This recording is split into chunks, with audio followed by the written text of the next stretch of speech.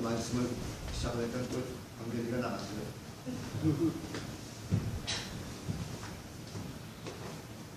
예, 본인 껴서 저 주세요.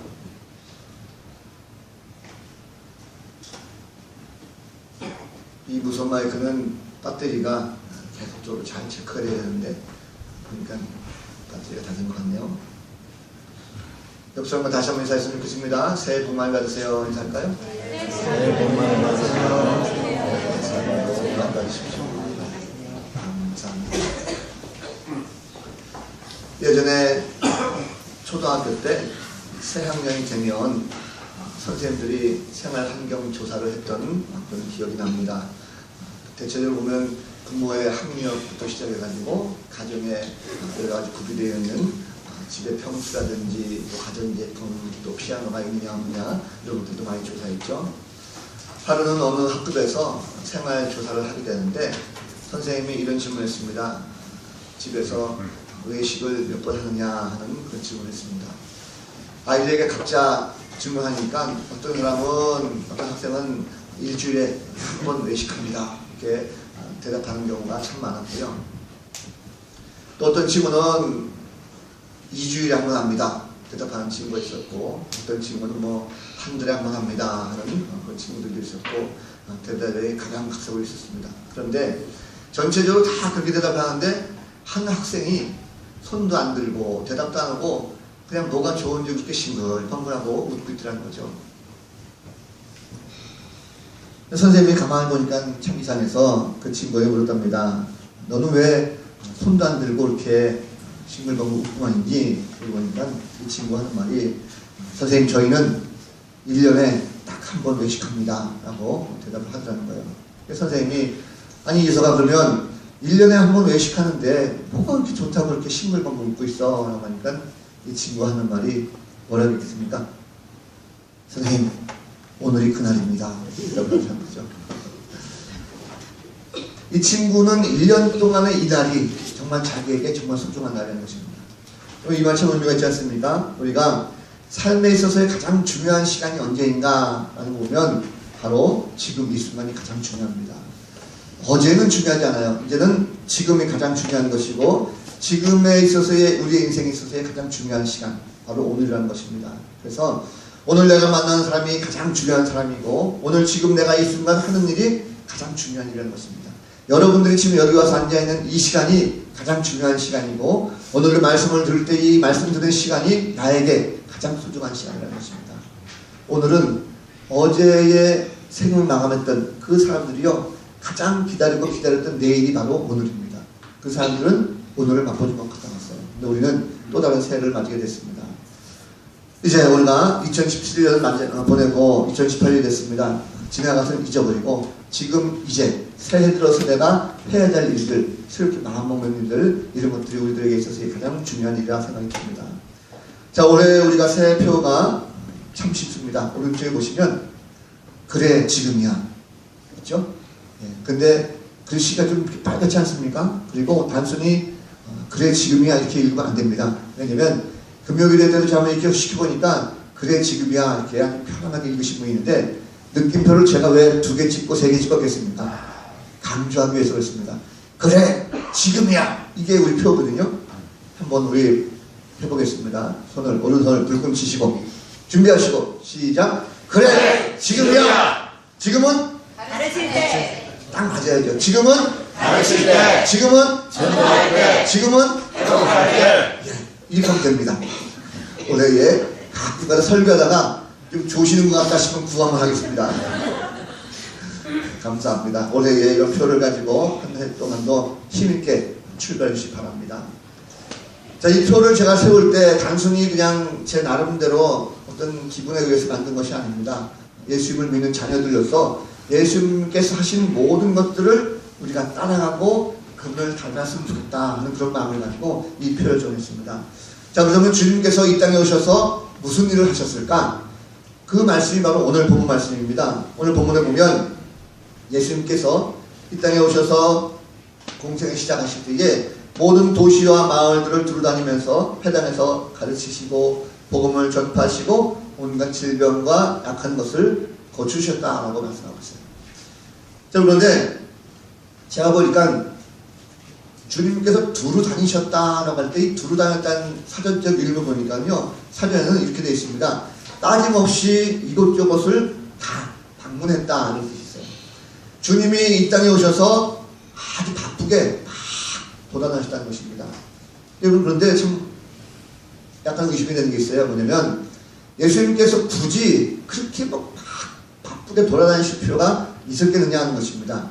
자, 예수님도 인간으로 오셨습니다. 인간으로 오셨기 때문에 다녀봤자 피곤하지 않습니까? 때가 되면 밥을 먹어야 되죠. 졸리면 또 자야 되죠.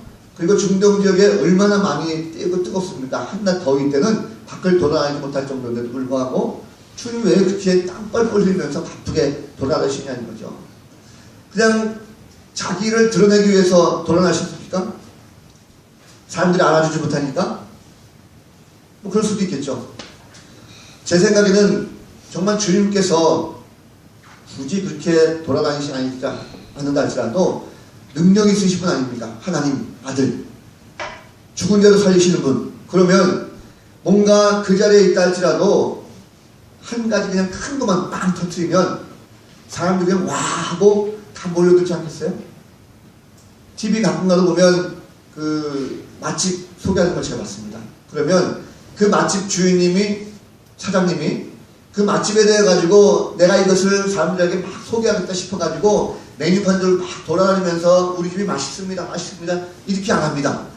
그냥 가만히 난 앉아가지고 열심히 정성 들여서 음식 만들면 그 음식을 먹어주는 사람들이 야 맛있다 하고 입소문이 나면 어느 순간에 그 집이 인산이에 이르는 거죠. 그러면 주님께서 죽은 자 그냥 막 살려주시고 병자들 막 고쳐주시고 이러면 굳이 돌아다니시지 않으셔도 뭔가 한순간에 싹 소문이 나고 아 저분이 메시아래, 저분이 오셨다라고 할 수가 있을 텐데 주님은 그렇게 안 하셨다는 거죠.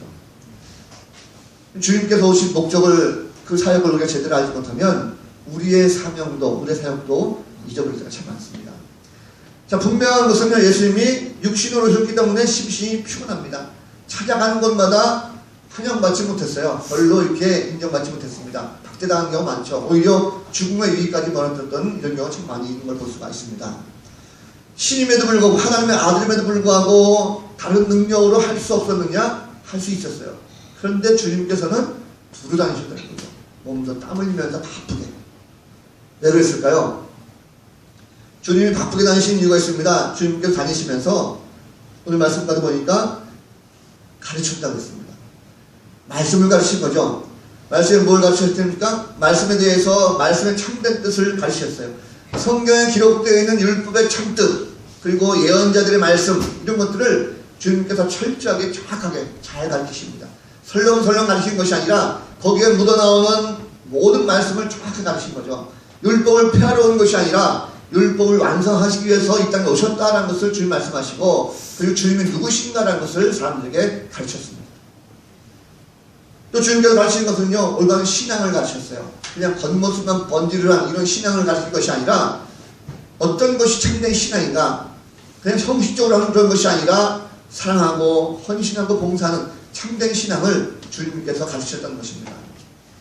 뿐만 아니라 주님께서는 지식과 지혜를 가르치셨어요. 성경에 나타나 있는 많은 지식도 있지만 예수님께서 참된 지혜를 또 가르치셨습니다. 하늘로부터 오는 지혜, 하나님께로부터 오는 지혜를 가지고 많은 사람들 가운데 율법에 얽매이지 아니하고 그것을 자유롭게 풀어서 참된 지혜가 뭔가라는 것을 예수님께서 가르치셨어요. 뿐만 아니라 예수님께서 천국을 가르치셨습니다. 새로운 세계를 가르친 거죠. 새로운 세계가 무엇입니까? 그건 소망을 가르친 것입니다. 이 땅에 살아갈 때에 육신이 다가 아니라 새로운 소망, 천국에 대한 소망을 가지고 그에 대한 먼 미래에 내가 꿈을 가져야겠다, 이것을 주님께서 가르치셨다는 것입니다. 자, 우리 예수 믿는 사람들이죠. 그러면 예수님을 믿고 주님을 따라가는 사람들이라고 한다면 우리도 마찬가지로 예수님처럼 말씀을 가르치는 이런 성도가 되어야 될 줄로 믿습니다. 우리가 말씀을 가르칠 때 교회 안에 있는 모든 자녀들뿐만 아니라 새로운 성도들에게도 말씀을 정확하게 가르치는 것, 이것이 그냥 단순히 흘러가는 말씀이 아니라 성경에서 무엇을 말씀하고 있는 것인지 그것을 정확하게 우리가 해석하고 가르치는 올바른 신앙교육, 말씀교육이 필요하다는 것입니다. 자녀들에게 교육하는 것 굉장히 중요합니다. 특별히 교육이 더 중요해요. 왜냐하면 저희 교회의 핵심 가치가 21세기 크리스찬 인재를 양성하는 것, 이것이 바로 핵심 가치입니다. 그렇기 때문에 우리는 교회의 모든 교회학교 어린이들 비롯해서 중고등부, 청소년들, 청년들까지도 말씀을 잘 양육할 수 있는 그런 성도가 되어야 될 줄 믿습니다. 신앙교육도 마찬가지죠. 우리가 설렁설렁 내 신앙을 가르치는 것이 아니라 정말 무엇이 옳은 신앙인가, 신앙교육을 잘 시킬 수 있는 그런 성도가 되어야 될 줄 믿습니다. 지식만 가르치지 마십시오. 여러분, 지혜까지 가르치세요. 아이들에게 지식을 가르치는 것도 중요하지만 지혜를 가르쳐서 이 아이들이 세상 살아갈 때에 어떠한 삶을 살아갈 것인가, 그 지혜를 가르치는 것도 굉장히 중요하다는 것입니다.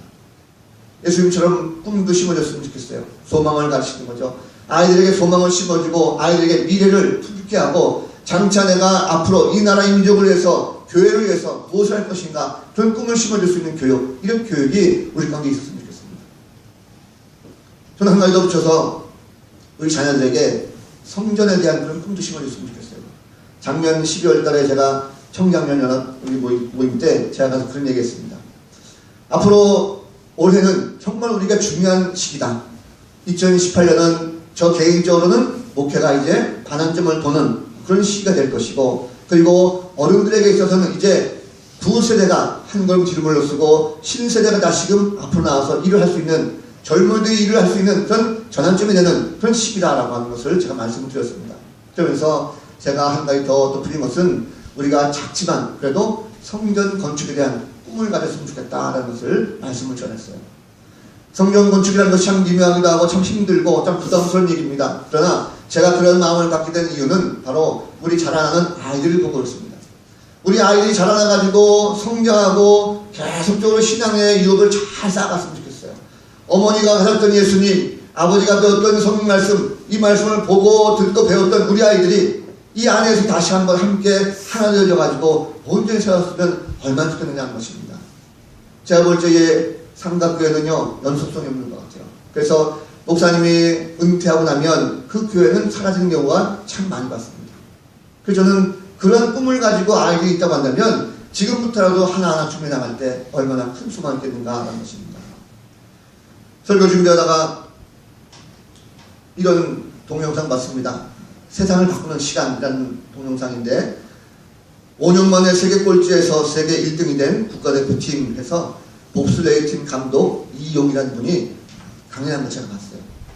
거기 보니까 이런 내용이었습니다. 이분이 2011년도에 남아프리카 공화국 더반이라는 곳에서 이 평창 올림픽, 동계올림픽이 이제 발표가 됐습니다. 그래서 국가에서 이제는 우리가 동계올림픽을 유치하게 됐으니까 종목을 양성하자 해가지고 봅슬레이 팀을 만들라 지시했어요.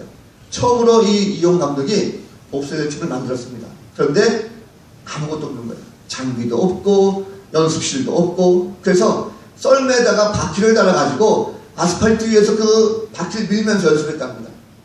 시속 30km밖에 안 나가는 그런 연약한 곳에서 연습하다가 처음으로 해외에 나가가지고 전지훈련을 하게 됐답니다.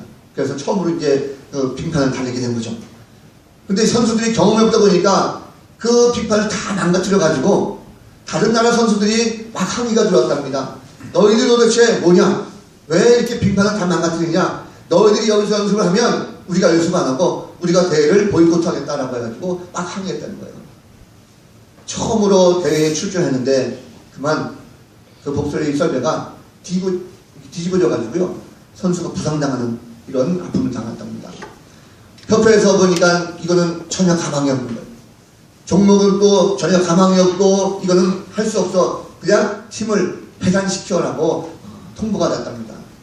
근데 이희영 감독이 아니 제대로 된 썰매 한 번이라도 좀 타보고 그리고 해산하더라도 해야지, 한 번도 제대로 된 썰매 타보지 못하고 무슨 해산합니까? 한 번만 더 기회 주시고 그래도 안 되면 우리가 그만두겠습니다 라고 얘기해서 겨우 썰매 하나 만들고 거기다가 제대로 된 날 붙여가지고요 대회에 출전하기 시작합니다.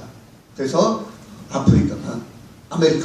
아메리칸 컵에 아시아 최초로 금메달을 따는 이런 기가 이뤘습니다. 자, 금메달을 따고 나니까 세상 사람들의 시선이 바뀌었어요. 그리고 현대자동차에서 전적인 지원을 해가지고요 그 팀에게 아주 설계를 잘하고 맞는, 우리나라 선수들 맞는 썰매 만들어서 연습을 하기 시작합니다. 그래서 작년에 드디어 월드컵 대회에서 순위가 상승하더니 작년 말에 드디어 월드컵에서조차 금메달을 따게 되는 이런 평을 줬습니다. 불모지에서 처음 시작했던 그 봅슬레이가 이제 이번 올림픽에서 가장 유력한 금메달 후보 종목이 됐습니다. 그 이용 감독이 이런 얘기했어요. 꿈이라고 하는 것, 꿈은 꾸는 것만으로 꿈이 되지 않는다. 꿈은 목표로 만들어야 된다. 지금 당장 무엇을 해야 할지를 계획한다. 꿈을 향한 목표는 계단의 모양과 같다. 목표의 계단을 올라가야 된다. 불모였지만 남들이 다 인정해 주지 않으면 그때부터 준비하고 계획하고 했더니 결과물이 나타났다는 것입니다. 저는 우리 아이들이 그런 마음을 가졌으면 좋겠어요. 우리가 성전 건축이라는 것이 언제 어떻게 될지 모릅니다. 이것이 10년이 될지 20년 후가 될지 아무도 몰라요. 그러나 우리 아이들에게 지금부터라도 그런 꿈을 가질 수 있도록 우리가 함께 가르치고 기도하고 준비한다면 그것이 10년이 될지 20년이 될지 모르지만 언젠가 우리가 이 세상 떠나고 나서라도 우리 아이들이 이 성전은 우리 할아버지 때부터 할머니 때부터 아버지 엄마 때부터 준비하고 계획한 그 성전을 우리가 이루었다라고 하는 이런 고백이 있지 않겠습니까? 저는 그렇게 해서 우리 아이들이 그 신앙의 뿌리를 잘 내릴 수 있는 그런 성도가 되었으면 좋겠습니다. 모쪼록 지금부터라도 함께 기도하시고 준비할 수 있는 귀한 성도가 되시길 바랍니다. 또 주님이요 두루다니시면서 복음을 전했다라고 말씀하고 있어요. 예수님께서 천국 복음을 전파하셨습니다. 쉽게 말하면 전도한 거죠. 한 영혼을 살리기 위해 가지고 주님은 불철주야 다니셨습니다. 마태복음 17장 4장 17절 말씀 보니까 이때부터 예수께서 비로소 전파하여 이르시되 회개하라 천국이 가까웠느니라 하시더라. 예수님의 공생의 첫 사역은 바로 회개하라 천국이 가까웠느니라 영혼 구원에 초점이 맞춰 있다는 것을 짐작할 수가 있습니다. 천국 복음이 무엇입니까? 예수 그리스도를 믿음으로 말미암아 구원받는 것, 이것이 바로 복음입니다. 천국 복음을 전파할 때에 그 사람들이 듣든지 안 듣든지 상관하지 않습니다. 그저 말씀을 전하고 힘있게 전할 때 그들 마음이 움직이는 거예요. 그래서 예수님께서는 그들을 찾아가셔서 복음을 전할 때 한 가지 마음이 있었습니다. 그들을 불쌍히 여기는 마음. 그들이 하나님을 알지 못하고 저 죄악길에 빠져나갈 때에 주님은 그들을 불쌍히 여기시고 오직 하나님 나라가 가까이 왔다. 회개하라. 그리고 천국을 가야 된다. 주님께서 말씀하셨습니다. 결국 그랬을 때 많은 사람들이 돌아오게 되는 이런 모습을 볼 수가 있습니다. 우리도 마찬가지입니다. 여러분, 우리가 예수를 믿고 구원받은 존재로서 주님이 행하셨던 그 전도, 이 열정을 가지고 우리가 올해기에 전도하는 그런 성도가 되었으면 좋겠습니다. 믿지 않기 때문에 힘듭니다. 우리 남편, 우리 아내가 참으로 믿지 않기 때문에 어렵습니다 라고 하지 말고 올 한 해 동안도 정말 주님께서 하신 것처럼 내 안에 불쌍한 마음과 사랑의 마음만 가지고 나간다면 반드시 하나님께서 우리를 붙들으시고 그 가운데 놀라운 역사를 우리 가운데 부어주실 줄로 믿습니다. 전도라는 것은요 우리에게 맡겨주신 사명입니다. 주님은 모든 믿는 자들에게 온 천하를 다니면서 만민에게 복음을 전파라 말씀하셨어요. 때를 얻든지 못 얻든지 이 복음을 전한 모든 전도자 한 명 우리에게 다 주셨습니다. 그럴 때 우리는 그 사명을 가지고 나가는 것입니다. 내게 맡기는 사명이기 때문에 그것을 붙들고 나가는 거예요. 그 사람이 믿든지 안 믿든지 상관없습니다. 나는 전하기만 하면 되는 거예요. 그러면 반드시 하나님께서 역사하실 줄로 믿습니다. 설령 반대에 부딪히기도 하고 핍박을 받게 되더라도 천국 복음을 몰라서 조용히 생각하고 내 안에 불쌍한 마음만 가지고 전도하면 된다는 것입니다. 올해에 가장 주안점을 두고 있는 것이 전도입니다. 부담스러울 수 있어요. 그러나 전도해야 됩니다. 전도가 죽어있는 교회는 교회 자체가 죽어 있습니다. 그런데 전도가 살아있는 교회는 교회가 살아있습니다. 올해는 전도 행사가 크게 두 번 있습니다. 전반기에 한 달, 후반기에 한 달. 보통 가을에 새생명 축제 때 한 번 50일 하는데 이제는 전도를 좀 더 강력하게 위해서 전반기에 한 번, 후반기에 한 번 합니다. 그리고 노방전도 때 저도 반드시 나갈 계획입니다. 우리 모두가 함께 한 영을 꼭 구해서 정말로 놀라운 변화가 있었으면 좋겠어요.